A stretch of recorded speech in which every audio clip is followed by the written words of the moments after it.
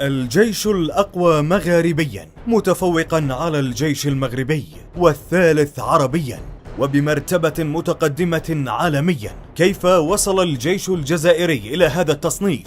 وما هي الأسلحة التي امتلكها وأرعب بها العالم أجمع؟ وما علاقة الحرب الروسية الأوكرانية؟ ترسانة أسلحة أرعبت العالم، منظومة صواريخ اسكندر إي المرعبة. اسكندر إي أقوى صاروخ باليستي تكتيكي في العالم، وهو صاروخ روسي لا تصدره روسيا إلا إلى الجزائر وأرمينيا. وبحسب صحيفة ميليتاري ووتش الأمريكية، فإن العسكريين في مختلف البلدان يقيمون هذا الصاروخ تقييما عاليا نظرا لسرعته الفائقة ودقته العالية وقدرته على المناورة، وحاليا يعد أحدث وأخطر سلاح في إفريقيا.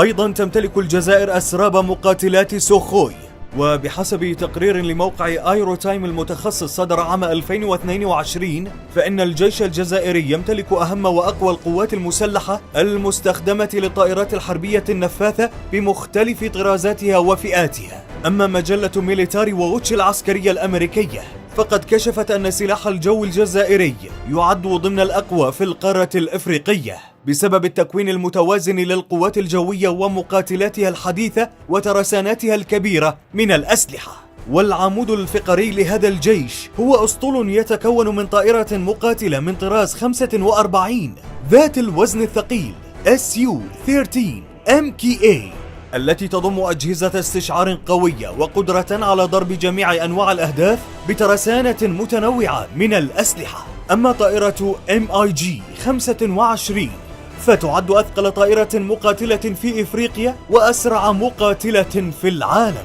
وليست الطائرات فقط ما لفتت أنظار العالم نحو هذا الجيش، إذ رأت المجلة العسكرية الأمريكية ميليتري ووتش أن القوات المدرعة الجزائرية ضمن الأكثر حداثة وجاهزية للقتال في القارة الإفريقية. فالجيش الجزائري يمتلك قوة الدبابات من نوع T-90 الروسية، إضافة إلى أسطول من الدبابات القتالية الروسية المتطورة والتي تتميز بمواصفات وقدرات قتالية عالية.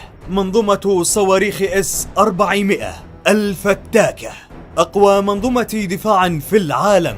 كشفت تقارير محلية وأجنبية عديدة حيازة الجزائر لها منذ عام 2021، حيث تم نشر صور أخرى على الإنترنت من قبل شركة سادا إيرمز أظهرت آنذاك تسليم أنظمة صواريخ الدفاع الجوي الروسية في الجزائر S-400 في ميناء لم يكشف عنه.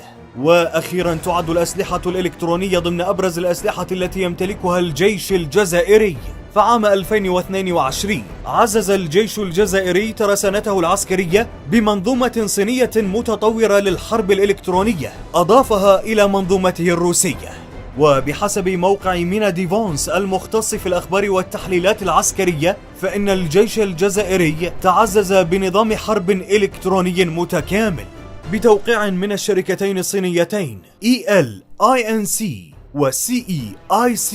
وأكد الموقع أن المعلومات حول هذا المنتج الجديد قليلة جدا، وأنه يختلف عن نظام التشويش المضاد للطائرات CHL 903. مع مطلع عام 2023 نشر مؤشر جلوبال فاير باور المتخصص في الشؤون العسكرية أحدث قائمة لأقوى جيوش العالم لعام 2023، الذي حافظت أمريكا على صدارته وتلته روسيا وبعدها الصين. أما عربيا فقد احتل الجيش الجزائري المرتبة الثالثة بعد مصر والسعودية، بينما تقدم عالميا من المرتبة 26 إلى المرتبة 31.